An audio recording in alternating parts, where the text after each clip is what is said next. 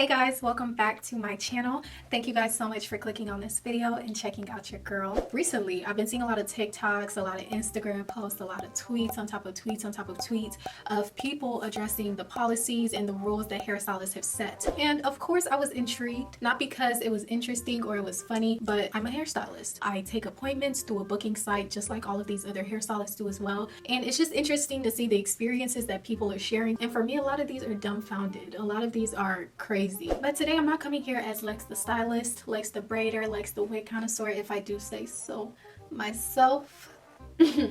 But today I'm just like you. I'm the consumer. I'm looking for a service just like anybody else who would be going onto these hairstylist sites to book. But yeah, I really thought it would be cool for all of us to just come together as a collective, as a community, to rate how approachable these hairstylists are and our likeliness to book with them. But before we get into this video, let's talk about this hair. Okay, so quick little commercial break. The hair in this video is from Julia Hair, and girl, let me tell you this. I did my thing with this one. The steps were very simple. I bleached the ends, well really half of the hair, with 20 volume developer, and then I made sure the application was not too blotchy. I let the mixture sit in for about 20 minutes, and then I rinsed it all out to get this brown chocolate color on the ends, and then I went straight into plucking this frontal for a real good scalp moment. And I did more plucking than I usually do, but you know, it had to add to the vibes, okay? So I basically got my hairline from looking like a blocky mess to this laid goodness, and I went straight ahead and installed it using this Erica J lace glue, and this was by far the quickest yet one of my favorite installs ever, and I was living for every single minute of it. I really didn't have to do much to it, you know, just the regular schmegular install, and then I added some baby hairs to add to the vibes, you know, just vibes. We had to add vibes small, and then I ended up with this beautiful install with such beautiful curls that were so easy to work with. So shout out to Julia Hair for hooking your girl up with her new favorite unit. And now let's get back to this video. So when looking at these sites today, we do have to remember that these hairstylists are making rules and policies because they've been in a situation or multiple situations where they felt the need to create these rules and policies. They're not pulling these rules out of thin air. They're not pulling these rules out of their backside. These rules are actually set in place because something has happened. Just like, for example, my story time about things that I've been through with certain clients, and where I just felt the need that, okay, I didn't think it was necessary at first, but after going through these certain things, okay, yeah, I need to come up with certain rules so that I can prevent it from further happening again. And to make things crystal clear as glass, this is not to throw shade at any hairstylist. This is not to tell anyone how to run their business, how to operate their business, but hopefully this video can give insight to both the client and the hairstylist. For the clients, you're going to further understand maybe why these hairstylists are having these rules. Maybe these rules do seem a bit harsh, but you do have to realize that some of these rules are not for decoration. And for the hairstylist, you do need to realize that this booking site and all these rules, in most cases, it is the very first impression that a client or a potential client is seeing of you. So you don't want to make them too harsh to the point where you're scaring away clients. So it's very crucial to come off as very friendly and very open, very approachable to your clients in your booking site. Throughout this video, I'll either be explaining why the hairstylist has these rules so that you can further understand, or I can be just as confused as you are and I may have questions. But to get a perfect score of 10, I'll be judging based on your approachability and my likeliness to book with you just based off of my first impressions. And although I will not be touching up on prices too much, because the last thing I'll be doing is telling anyone how much they're worth, I will be touching up on prices just a little bit, because if you're charging me $600, $500, $700 for some braids, you might as well be blow drying my hair, you might as well be washing my hair, you might as well be giving me an experience that is worth the money. So yeah, you definitely don't want your price alone to scare me, whether or not you have a good set of rules. Another thing that I really feel that hairstylists need to understand is, as a business person, as an entrepreneur, you are not only selling a product, you are not only selling a service, you are selling a lifestyle, you are selling an experience. So you have to make it worth the while. You have to make sure that not only your location is right, but your approach, your customer service, all of that type of stuff, it ties into the experience that the client is getting. It's so very important. You want to give them that experience, because at the end of the day, if their experience is top tier, I promise you they will pay whatever price, as long as you know you're providing quality braids and quality hair. If you can offer top tier experience, they will not care what the price is, I promise you. Also, before I start this video, because this is all based on booking sites, if you are a hairstylist, I don't care if you're just starting, I don't care if you've been doing this for years, please do not have DM me to book, DM me for prices in your bio. Have a website. It is very important. Clients can run away just from the simple fact that you have DM me to book in your bio, because don't get me wrong, your intentions may be pure, but there are a lot of hairstylists out there that will will charge different people different prices just based off how their Instagram profile is looking. I have people who can attest to it, I have people who have experienced it. You want everyone to know that this is fair game no matter how much bank it looks like they have. You can get a booking site for as low as $10 every month. I'm not telling you what you should be spending your money on, obviously, but if you're charging upwards of $100 or more and you're getting pretty good clientele, you can afford $10 a month. It is so worth it. You have to invest in your business, point blank, period. Because some people will run away just because of the fact that you don't even have a website. Just to add, a lot of clients are really scared to approach hairstylists, and it's so sad to even think that hairstylists are being rude and just coming off as very passive aggressive in text messages and stuff. But I just don't understand why a lot of hairstylists are boastful these days and so prideful, and they just feel like they're above their clients and things like that. You need these clients. I don't care. You need these clients. That's to wrap up the intro. I just had to get a few things off my chest. But yeah, please, we need to do better. So to get into the first stylist, I'm going to be looking at everything on my phone. I'm not even going to touch up on the ones that are like the basic comments, everybody should know, everybody should abide the rules. I'm just going to touch up on the ones that just don't make sense to me, or I feel like it needs a little bit more explaining, because I've seen a lot of clients complain about it and stuff like that. So to get into the first stylist, so straight off the bat, her page seems very approachable. The one thing I will comment on is that in her deposit, it does say the rest of your balance is due in cash only. And I've heard that a lot of clients are irritated by the fact of this, but there's so many clients who would book an appointment, get their hair done, pay online, and within the next couple of days they're telling their bank that it was a fraudulent payment. So I understand why a lot of hairstylists have cash only, so I'm not even mad at her for that. She does tell you, please do not book if you do not have enough time or if you have a busy day. You would be surprised. There are a lot of clients that will come in knowing that their appointment is 7 a.m. to 3 p.m. but you know, sometimes it can go over a little, and you can see them getting agitated at around 3 p.m. and stuff like that just because you go over a little bit.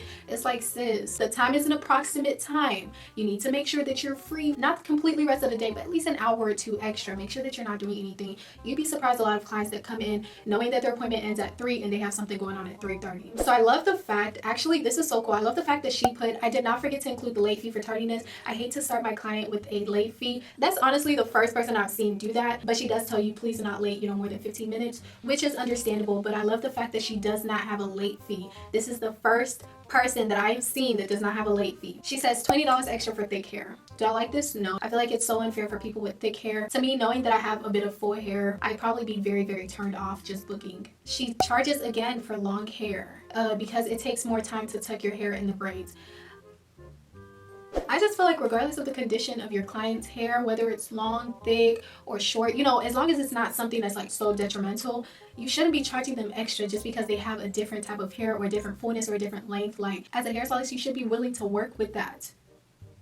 Don't be lazy. Her prices are fairly decent. I actually love her prices, but they do come with add-ons if you're picking a different length and things like that. So yeah, her rules are fairly decent. I just don't like the fact that she charges for thick hair and long hair, which does not make any sense to me. But yeah, overall, I love her prices and I can see her work and it looks very, very professionally done. So I'm gonna be giving her an 8 out of 10. The only things that did turn me off were the things that I mentioned, and yeah. Moving on to the next hairstylist. Okay, automatically her page seems pretty cool. The length of her rules aren't too long. Sometimes that is a turn off for a lot of clients. They don't like that if you're having rules on top of rules on top of rules. First off, her first rule is emergency squeeze in day off appointments, $250. Y'all better give this lady her coins. Even though she is obligated to charge however much she wants to, because we appreciate our off days. She does say your hair must be 4 inches all the way around for all styles. I've done people's hair with hair this much for a full head of braids. It's completely possible. I feel like one day one person put 4 inches in her rules and then all of a sudden everybody started putting 4 inches. She does say no fresh relaxer 1 month before an appointment. Please note that if you come with a fresh relaxer, your appointment will be canceled and deposit will not be refunded. 1 month, maybe like 2 weeks, but a month is a bit of a stretch to me. Everything else seems pretty cool to me. She does say to arrive with your hair washed, detangled, stretched, and properly blown out from the roots to the end for a better outcome. $20 extra charge if it is not properly done.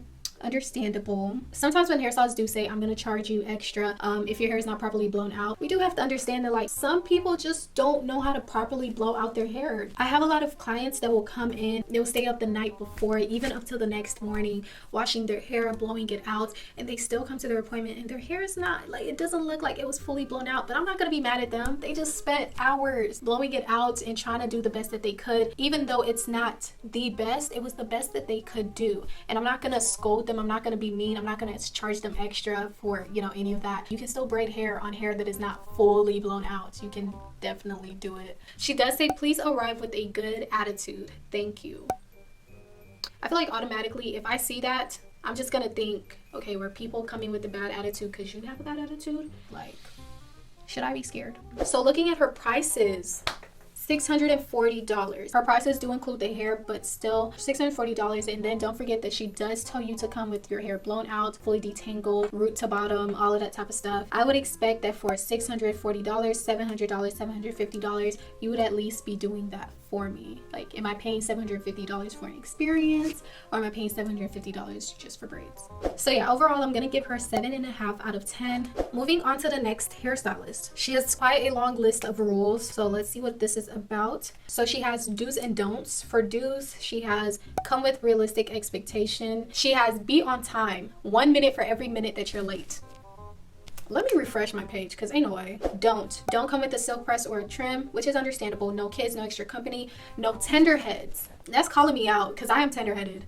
That's calling me out. I don't like that. Okay, then she has her extra fees. $40 if your hair is not blown out, $20 if you change the style the day of, $15 if you change the color the day of, $10 if you have extra thick hair, $15 if you have short hair. I'm already turned off. The day of your appointment, please bring yourself, your headphones, and a towel for your back to save you from getting wet. You can also purchase a small one for $3. What? I didn't even catch this. She has a non-refundable deposit of she has a I can't even get the words out. She has a non-refundable deposit of $100. $100. So if I pay you $100 to book my appointment, something comes up and I cannot for some reason make my appointment, I've already paid you $100. You know what I can get with $100? Do you know what I can get with $100? Your hair will be braided by 2 people. If you're not okay with that, please do not book. Okay. Pictures will be taken for advertising. I feel like off the bat you shouldn't be saying that. I feel like regardless whether or not you usually do or don't, you should always ask your clients if they're comfortable with getting their picture taken. It's better to just ask, you know, just out of courtesy. Like, I'm not telling you that you can't take the picture, but just ask out of courtesy to make sure that that client is comfortable, fully comfortable with you taking a picture of their hair and a picture of, you know, their face and everything like that. Yeah, this was a long one. I feel like the tone and some of the things that she's saying needs to be changed. You know, you need to say things with, what do I even call it? Just be courteous. With this, I'm scared of you. Her prices. She has $260, $300, $200, $230, $450. So her prices range from about $120 up to $500. Overall, I would give her a solid 6 because I just feel like a lot of these were just, it doesn't seem like there's a bit of professionalism. And then also, I'm tender-headed, so automatically I'm not even gonna want to come to you because you're telling me no tenderheads. Y'all be the judge. If y'all feel differently, then definitely, you know, comment down below. But for me, it's a solid 6. Okay, so we're almost done. Next hairstylist. Everything so far looks like it's gonna get straight to the point. Her list of things don't seem too, you know, too long. She does tell you a few things, you know, a few FYIs here and there, and then she gets into VIPs. So VIP fee for Wednesday. So she doesn't work on Mondays or Sundays, so that leaves Tuesday to Saturdays. But she does say that Wednesdays and Fridays are VIP. So $25 if you want to book on Wednesday, $50 if you want to book on Friday, and that's an additional fee. That's a little bit of a turn off to me. I don't know, you know, obviously how her clientele is and things like that, but to me, just right off the bat, first impressions, it's a bit of a turn off to me because what if I'm only available on a Friday because of work and school and all of these other things and have to pay an extra $50 just to get me in on Friday? I don't know. So moving on, she does say $20 refundable deposit. That's a very, very fair non-refundable deposit to me. So she tells you things that you should do to your hair before you come to your appointment, you know, shampoo, blow dry, all that type of things. But then she does say failure to come in ready to braid state is an automatic cancellation. To me, that's a bit harsh because like I said earlier, there are a lot of clients that will really stay up the entire night blow drying their hair. And just imagine just being one of those people that stay up all night to get your hair prepped, and you come to your appointments and, you know, out of your control, your hair is reverted and you just couldn't get it to the perfect ready to braid state. And just imagine your appointment getting canceled after all of that hard work, all of those hours that you've put in trying to get your hair ready and prepped. Like, I would be so devastated. I feel like maybe a charge would have been more suitable. She has an age limit of 15 and up. To me, when I see age limits like this, especially when it's like in the teens, I simply just don't understand it. Like, are you serving alcohol? Like, are y'all watching things that little kids can't watch? Like, what is going on? Because I just feel like, why can't little kids get their hair done too? Like, why can't maybe an 11-year-old or 9-year-old get their hair done too? There's some 9-year-olds, especially girls. Girls are pretty mature. They mature very, very quickly. So why is 15 the age restriction? Imagine being 14 and you have to lie. Like, it's a Chinese buffet. You have to lie about your age just to get your hair done. She does tell you that you have a 15-minute grace period before she cancels your appointment, so there's no late fee, which is really good. And she does tell you to let her know if you're running late. Her prices seem fairly decent. For the most part, I would give her maybe a good 7.58 out of 10. The VIP thing kind of turned me off, and then the age limit does, you know, it's a bit much to me, so I will actually give her an 8 out of 10. But yeah, that's basically it for the ones that I wanted to rate. I did want to show an example of a really good hairstylist and a really approachable hairstylist that I really love. I love the way her page is set up. First of all, you know, it's not doing too much. She doesn't have a bunch of crazy rules. She does tell you what you need to know, sticks to that, and keeps it pushing. She doesn't have an outrageous deposit fee. Her rules are very crystal clear. She comes off as understanding, very approachable, someone that you will feel comfortable DMing, booking an appointment with, and knowing that you're going to get a great experience. So I would definitely recommend you guys checking her out if you are in the Houston area, because she is top notch. Her quality is bomb, her personality bomb, everything is bomb. I'm gonna leave all her links down below to her Instagram and her booking site, so you guys can feel free to check all of that stuff out. But other than that, that is it for this video. I hope you guys really loved it. I'm just gonna put this out there again. This was not to throw shade at any business owner. I'm proud of every single person who is doing their thing out there. I just want all of us to come to an understanding that it is very important to have that respect for each other. Clients have respect for hairstylists, hairstylists have respect for clients, and just, you know, just like, we're a community. We have to understand when sometimes the client comes first, your customer comes first. So you want to make sure that they're fully comfortable, that they're able to come to you, approach you, text you, DM you, whatever needs to be done, and they're going to get that experience that is worthwhile enough for them to come back over and over and over again, regardless of what your price is. Whatever hairstylist that was put in this video, it is not to bring you down or to talk badly on your business. It's just to show that first impressions can be very detrimental. So at the end of the day, it's all to help each other, communication purposes, for everyone to understand each other, and that is literally my goal. I don't mean to bring down anybody at all, but yeah, that's it for this video. I hope you guys liked it. Hope you guys give it a thumbs up, and I will see you guys in my next one.